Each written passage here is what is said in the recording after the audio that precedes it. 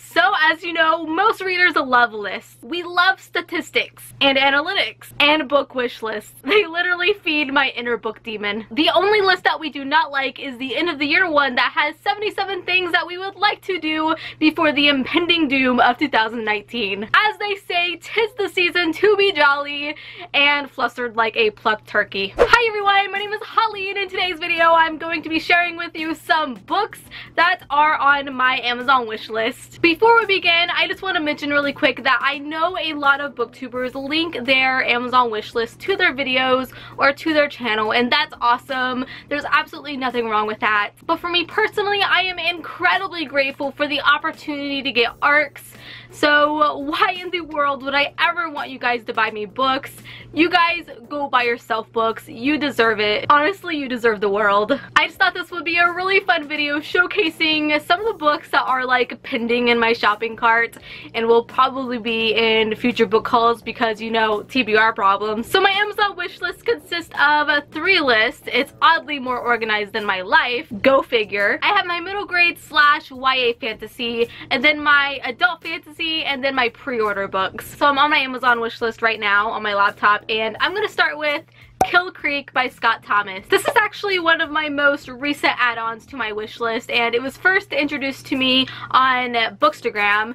Good old Bookstagram, adding to my TBR. What a true friend. I was leaning toward buying this book in October to add to my spooky TBR, and I never did. But I still think it would be a perfect read for like a dreary winter day, the best of days. This is a horror novel following 4 horror writers, that is a very difficult sentence to say, who get lured into the most haunted house for a 2-day live stream interview for a very popular horror website. Okay, first off, who in the world would want to spend an entire night in a spooky old house filled with ghosts? Okay, I would, but you know, maybe offer me books or something. So obviously some supernatural things begin to happen, like flickering lights, glimpses of ghosts, and unsettling noises, just everything that makes a ghost story perfect. And talking about this book just makes me want to go buy it now. This video might destroy my book buying ban. Nice going, Holly. The next one is Foundry by Robert Jackson. I don't know why I keep clapping. Now I can't remember who or what introduced me to this book first, but I knew as soon as I saw the cover, I was immediately intrigued. And then people started to immediately compare it to Brandon Sanderson because of its apparent intricate magic system, and I was even more intrigued. And then I saw the word thief, and well, you know the story. This is a fantasy novel that takes place in a industrialized magical city, and we're following a young skilled thief who takes on a job where she has to steal a simple box. But curiosity killed the cat, and she ends up opening that box to find a key, and when she touches it, it speaks into her mind. Super weird and leaves me with so many questions. I've heard nothing but great things about this one, and it sounds like right up my alley. So let's throw in a pre-order book I have on my wish list. Oh, I have Warrior of the Wild by Trisha Levenseller. Now, I have yet to read anything by Trisha Levenseller, but I do own Daughter of the Pirate King, but I just haven't read it yet.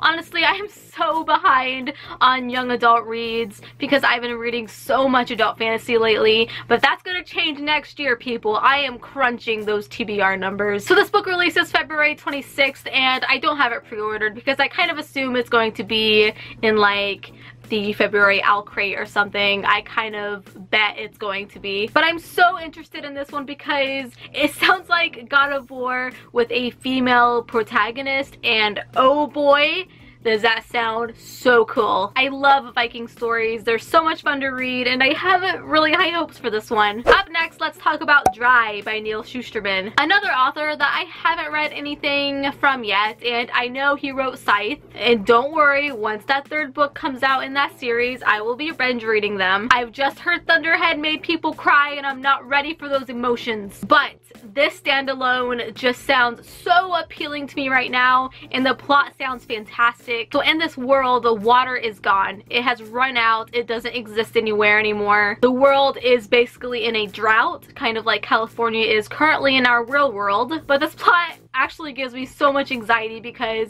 it's just too real, because this could actually happen. But I feel like I need to read this book so that I am ready for that future apocalypse. It might be a great guide for the future, to be honest. So the next book that I really want is The Way of Shadows by Brent Weeks. Now this is a bit of an older series that came out in 2008. It's definitely like the OG adult fantasy. I feel like it's one of those books where you get like a badge of honor for having read it, because it's so highly loved and praised. In fact, Orbit is actually releasing a 10th anniversary edition that's a hardcover. It has black sprayed edges and it looks absolutely gorgeous. So I actually might switch this out for that edition once it comes out. Well, wait, actually I think it came out already once this video goes up, so I probably already bought it. So this is a very dark, savage, and grim story about a young boy named Azoth, who is a part of this horrible gang that he wants out of so bad, so he ends up apprenticing himself to an assassin. I need it, I want it,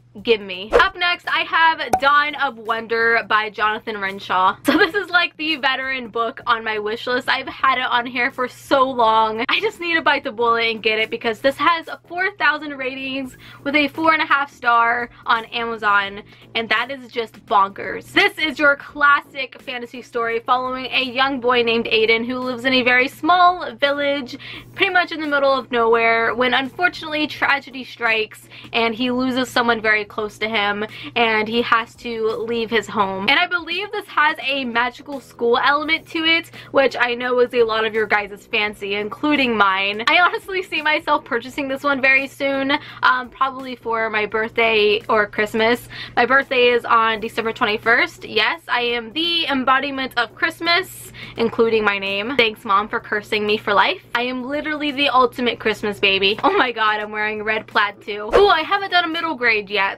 Let's do that. So a middle grade that I really want is Dragon Pearl by Eun-ha Lee. So this is a part of the Rick Riordan Presents, which I haven't read a book from yet, and I feel so ashamed of doing that, because I love Rick Riordan so much. I love the mythology aspect of them. And this is a middle grade space opera that is focusing on Korean folklore. And that's the reason why it's on my wish list. And that cover is so gorgeous.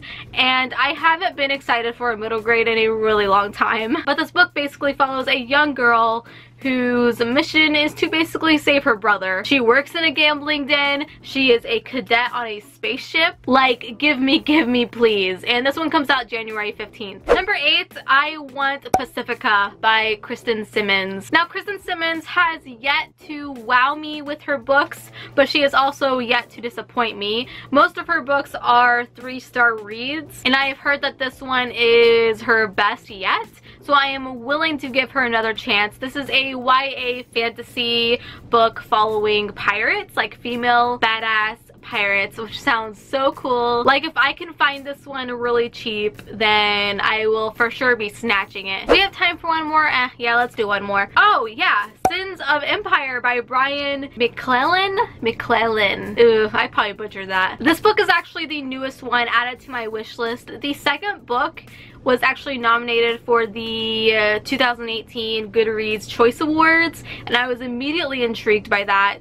So I immediately put the first one on my wish list. It's a very beloved adult fantasy, and I know there is another trilogy that takes place in the same world before this one, so I might have to get to that one first before buying this, so it might sit on my wish list for a while. Well dang, now we have to make it 10.